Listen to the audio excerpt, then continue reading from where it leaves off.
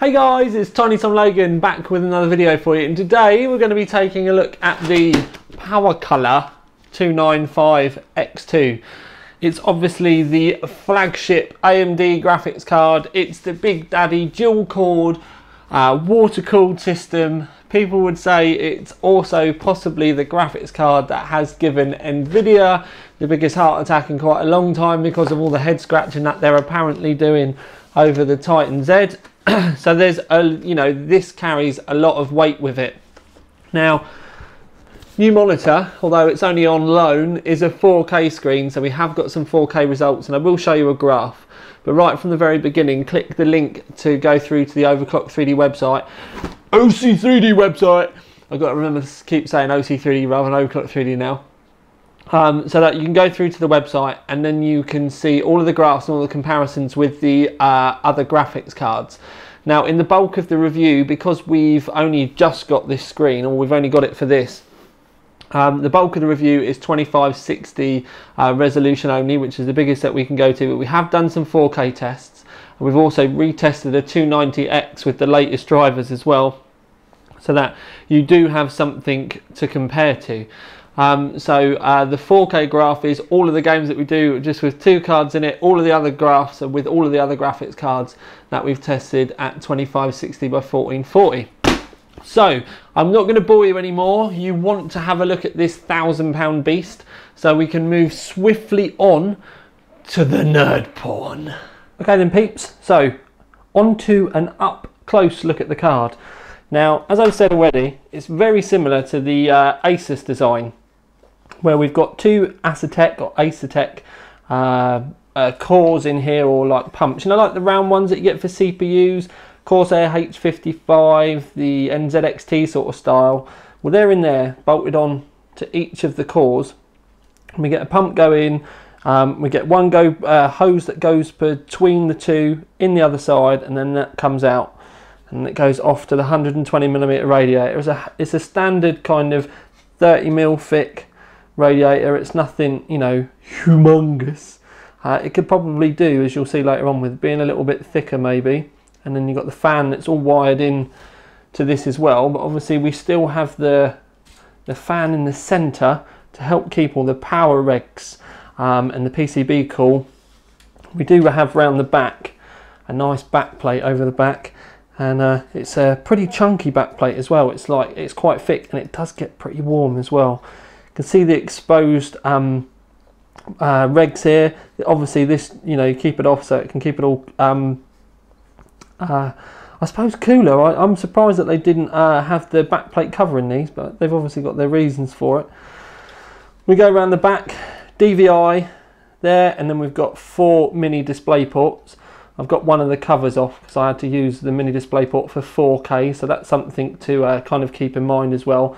But if you're worried about 4K, you're going to have the cables and stuff anyway.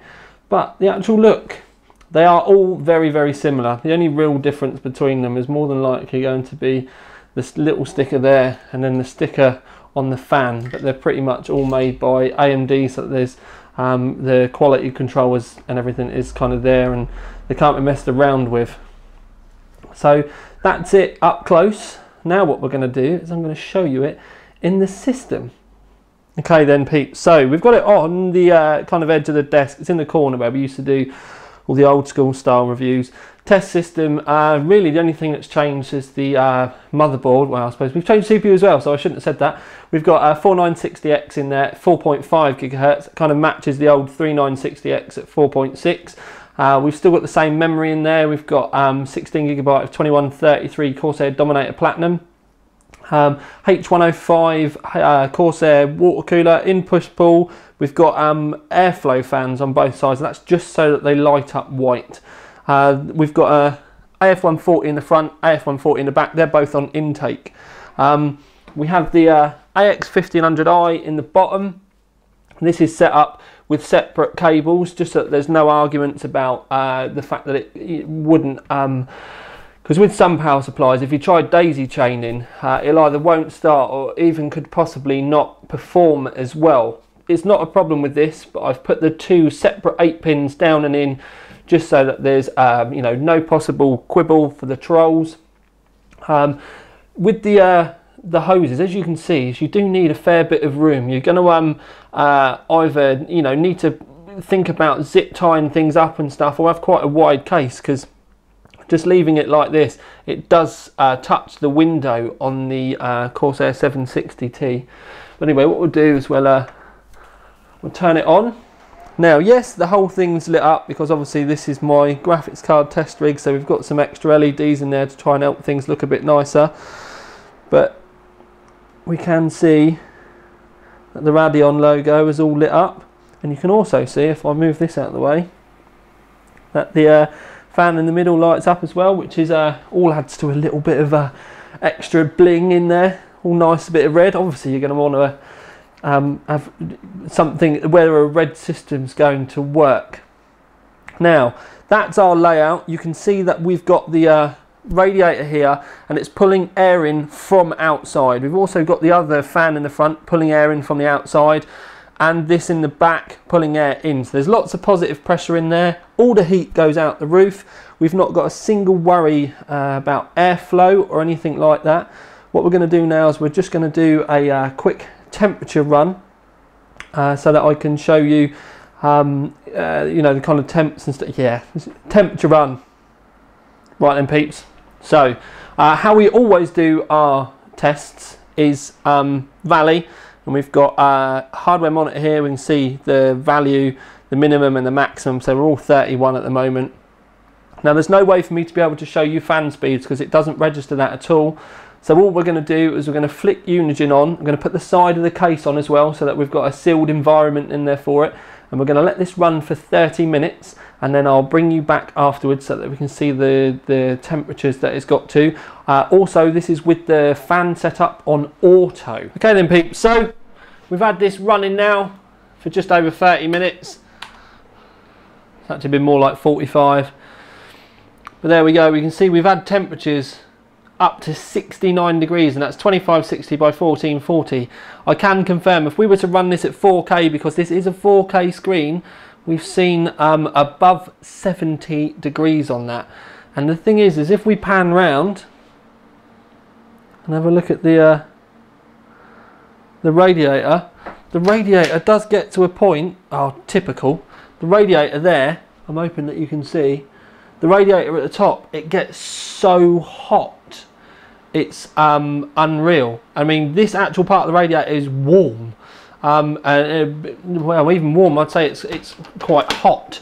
So what you can do, and it's what I'm going to show you now. We'll go out a little bit. What I'm going to do is we go to AMD Catalyst Control Manager, and we'll move it over so you can see. And we need to enable the graphics overdrive, apply, and then down here you've got this temperature slider. But this temperature slider, you can move it down and you can see this number here going down. And you can see it, and you can move it down to like 60C. We can do that, and then we can reset it, and it does work really well. What I'll do is I'll reset hardware monitor, and then what we'll do, you see it's 46. We'll run it again. But the one thing that you need to keep in mind is that when you reduce that temperature, it does affect the performance of the card. So I'll show you the temperature this quickly, and I'll show you that you can get that temperature down and it can control it. And then afterwards I'll talk to you about some of the effects it can have on the performance if you do turn it down too much. Okay then, so you can see that we've been running Unigine. I'm just going to quit it out. So we get back to the desktop, and then we can zoom straight in. Right. So we see here 60 degrees, which is obviously the temperature that we wanted. So it's much further down than it was before. But one of the things that we did notice is when we turned it down to obviously because it is water cooling at the end of the day, it's not air cooling. So we'd expect the temperatures to be quite a bit further down than this if it was a dedicated system. It actually does restrict the performance as well. So I'm just going to show you some screenshots quickly to show you that. And then see that it does make a big difference to the, I will get my words out, big difference to performance as well. Okay, so when we have a look at setting it to 45 degrees, now 45 degrees, the reason why I picked that is that would be a temperature that I would be happy with a dedicated water cooling system. With this on a 360mm radiator with a CPU in the loop as well, 45 degrees would be about the sort of temperatures that I'd like to see. And you can see that 3D Mark Vantage Extreme is 18,315. Now if we move that up a bit and we go to 55 degrees, just that 10-degree difference, the score more than doubles. And you know, that's a huge difference. So you can see that it's really limited everything to get those temperatures down. And the thing that we do need to stress is the fans weren't very loud, so all it's really done is, you know, heavily downclocked everything. And then the other thing is if we go up to 70 degrees, so we move it up again a little bit further, you can see it doesn't really go up that much more. We've got 43,000 there, so there's still a decent overclock difference there, but you can see the difference between 45 degrees and 55 degrees is a much bigger difference than 55 to 70 degrees. So this is something to keep in mind if you play around with the temperatures on your card. But one of the things is I honestly would recommend people do change the target for the GPU temperature. I honestly would. I don't think I would personally want mine running, especially if you're going to be playing games for hours and hours and hours and hours. I don't think I would be happy with mine running more than about 65 degrees long term, really. You know, 60 ideally, really. But that's something just to keep in mind, so that, you know, if you want those temperatures to be lower, you know, the further you go down, the more it's going to affect your performance. Taking a quick look at some graphs then, peeps. Battlefield 4. This is in DX11 mode because obviously we can't do mantle because Fraps doesn't work on it and there's no way for us to log it. And we would expect this to be further up because Battlefield 4 is not a stressful game at all. But if you have a look, that just underneath it there's a 290X, and we think that because of driver updates, we think that the 29X2 is actually just running on a single core. And why I say driver updates is because it's above the 29X, which would have been done on older drivers before.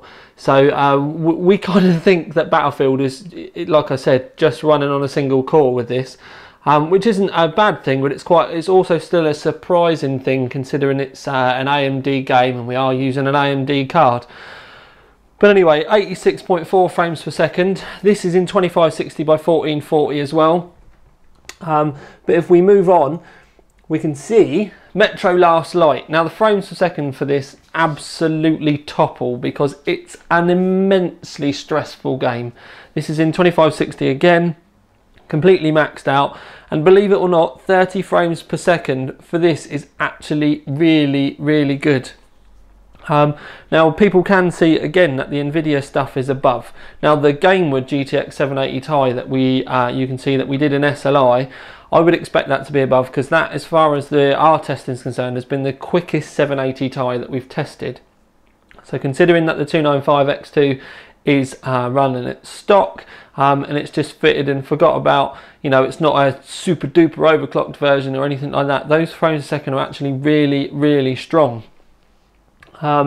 And then if we move on again, the one thing I will say is you can see more graphs, all the comparisons, all the benchmarks, everything. If you click on the link to go through to the Overclocked 3D website, you can see loads more pictures and stuff there as well. But anyway, moving on to 4K gaming, because we did get our hands on a 4K screen, and not only did we just test the 295X2, we chucked a 290X back in there as well, because otherwise we would have nothing to compare it to. Now, just to reiterate about this, this is, yes, get your words out, Tom. It's in 4K, but it's also, we've kept all the details and everything turned right up, because it's just easier for us to say it's maxed out, rather than this is only on this and this is only on that. So it's completely maxed out. So you can pause that there and you can see the frames per second difference between a single card and the dual PCB card throughout our batch of game testing. And that's actually quite interesting when you think that on Alien vs Predator, The 290X is 42.6, but the Powercolor was 170. Might have been a balked run, you might think, but you'd be surprised. We did run it a couple of times, but anyway, it doesn't really matter. It's one of the weird tests that we got. But if you have a look at things like Hitman resolution, 34 frames per second, don't forget, like I keep saying, the game was maxed out. Bioshock, 53 frames a second. Tomb Raider, you know, just below 50 frames per second in 4K. It's bonkers. So again, I'll say it again, click the link, go and have a look at all the comparisons on the OC3D website so you can see all the games, so that you can see all the benchmarks, and also see all the photos too, because it's a sexy mofo card. But anyway, I think it's now time for me to stop boring you with graphs and you get even more bored and hideous and stomach turning and all that kind of stuff from my face, and we'll move on to a conclusion. Right then, lads and lassies, apologies for showing you screenshots of the graphs and stuff, but I just thought you might want to have at least a quick ganders at them. So, right, conclusion, award, and then all the chitty chatty stuff that you may want to talk about. Award, performance award. It is an obscene amount of money, and we generally, when things get very, very expensive, it takes something for us to really kind of take our breath away, for us to then still give it the gold. Now, don't think that this isn't a very, very good product, because it isn't. You know, a lot of work has gone into it, but there are two very, very different camps, and by camps I mean thoughts on the card and stuff. It obviously uses an obscene amount of power. It uses about, you know, I know it's only a single card, but it is still technically two graphics cards yomped on there. So they've done well to be able to kind of get that on there anyway. Now, cooling, left to its own devices, I wasn't overly impressed with it at all. I don't think the Radiator on its own, or at least the way that they've got it set up, is adequate. Now, the problem with that being is you've got a temperature slider, as I showed you in the Catalyst Control Center. If you do turn that down, you would expect the fans to go absolutely nuts at some point, and they don't really. Now, that's a good and a bad thing, which is this is that two camp thing. Now, I obviously do like a quiet rig, but when temperatures is on water, if this was air, I would have been fine, but on water, the radiator was getting hot. And the reason why I was trying to reduce the temperatures was just to tame that rad a little bit, you know, because it was uncomfortable for me to feel a radiator and it be as hot as I would expect an air-cooled heatsink to be. It was crazy. But the problem is when you reduce that the temperature slider, the graphics card does hold itself to that temperature, but that doesn't really mean that the fans spin up. It kind of means that it more almost throttles itself, which is kind of a bit of backwards way. You'd at least expect you to be able to manually control those fans if you wanted to, because it isn't loud at all. And I think they could have, done a little bit better and at least given you some, you know, some variations that you could have done with the fan profile. So for argument's sake, you know, don't let people go below what the stock setting is, but if they want to turn it up, you know, at least let them, once it gets to a certain temperature, the fan speed go up a little bit. I did end up testing it with some like proper radiator fans, which were essentially, I tried some Noctuas and the SP120s.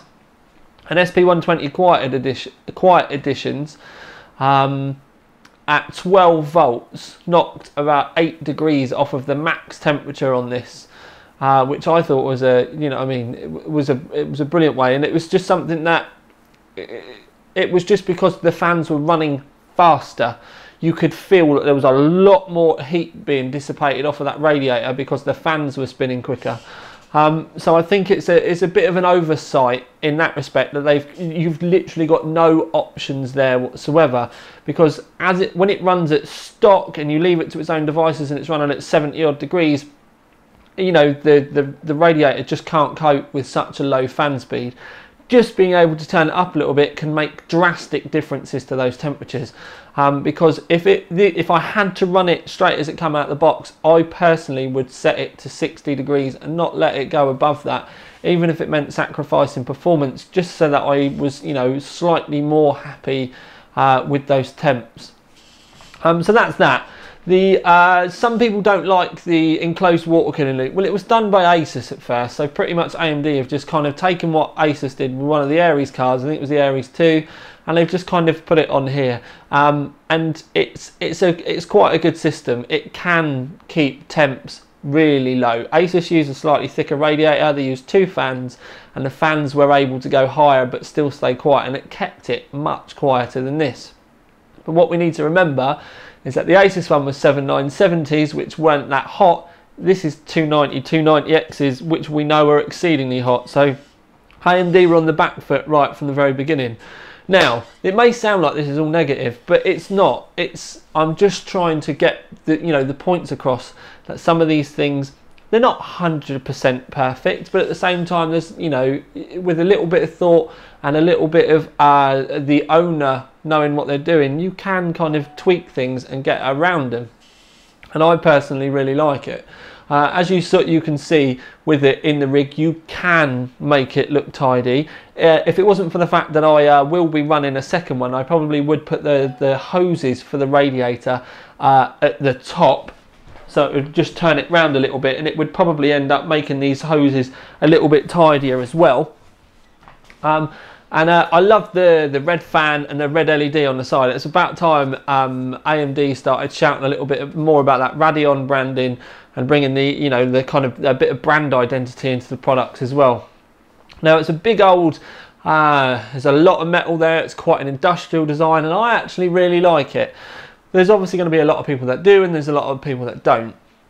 Talking about the temperatures again, one thing I will say is with that slider, don't go crazy turning it right down, because if you do turn it right down, as I've shown you, it can actually then have quite a dramatic impact on the card performance, and it throttles itself so much. I would say about 55 to 60 degrees is probably a sweet spot if you want it to run a little bit cooler. If you start going down much more than that, then you will actually, you'll see your benchmark starting to drop off quite significantly. I would personally go for a 60 degree kind of 65 degree kind of temperature aim. Maybe change the fans as well, and you'll probably end up with a really nice sweet spot there, and you may even see the card even maybe possibly trying to overclock itself as well. So that could be really good. So yes, it does consume a lot of power. Yes, it does or can get warm, but the scores there are brilliant. Now, a lot of people were going, oh, it's going to beat GTX 780 Ti SLI. Now, in our graphs it doesn't, but in our graphs it's a Gainwood 780 Ti, and those are in SLI, and they are the quickest, both in single and the SLI form, that we've done. So when it comes to stuff like that, if it had been stock 780 Tis, the 295X2 probably would have been faster. But we've not tested 2 stock ones. We've only tested 2 £600, you know, really quick ones. So, you know, that's just to kind of put the trolls to bed before they start moaning in the comments about why it looks like it's below 780 Tis. They weren't stock cards because we haven't tested stock cards. Something else with those Phantoms as well, so the overclocking on them was batshit. I chose not to overclock these because of the temperature things. I probably could have done, but I chose not to because I thought things were warm enough already, and I'd only have been moaning about things that got even hotter. So we kind of left it there. There's enough performance there that, to be honest, that you don't really need to. Something else with the dual card thing is it does open up a mammoth amount of power for things like ITX systems. One thing I would say, if you're going to run this on an ITX board, make sure you've got room in your case for this thing to breathe, because the amount of hot air that radiator, even if you put it so it's drawing cold air in over the radiator, which is obviously going to be the best thing for temps, if you set it up like that, then it dumps an immense amount of heat into the system. And like with our test case, there's no other way for us really to have got around fitting it and it looked pretty, because we've gone with a aesthetically pleasing setup with this to And the reason why we also did it that way is that's the best way for the graphics cards to run. It may not, the CPU may not have liked it, because at times when we were running a test, it was 10 degrees hotter than it would have been without this graphics card in there. But we did it, you know, for the best thing for the GPU. So, you know, if you are going to run that type of thing in an ITX system, just keep in mind that in such a small space, with maybe not the same amount of airflow that we've got in this, things could get warm quite rapidly. So please do bear that in mind. It's probably, I would say this is probably a better thing for a case with a bit more room. You don't necessarily have to go crazy having, you know, like 20 fans or everything blowing at 150 CFM, but just adequate airflow, because, you know, it's not just the radiator that you need to think about, it's the back of the card where the back plate is. It's the VRMs. You know, this is going to need to fed fresh air so it can perform for a long time and stay reliable as well. But nevertheless, it's an amazing card, and I'm glad I finally managed to get my hands on it. So we've got one in the rig there, and right at the end of the review, what I do want to say is we've got an Overkill 3D video coming up maybe at the end of next week. So we've got one in, we're going to be doing crossfire, quadfire, whatever you want to call it. So we've got some crazy stuff coming, so keep your eyeballs peeled for that. But for now, with the Powercolor 295X2 Performance Award winner, this is Tiny Tom Logan with another video for you. Out.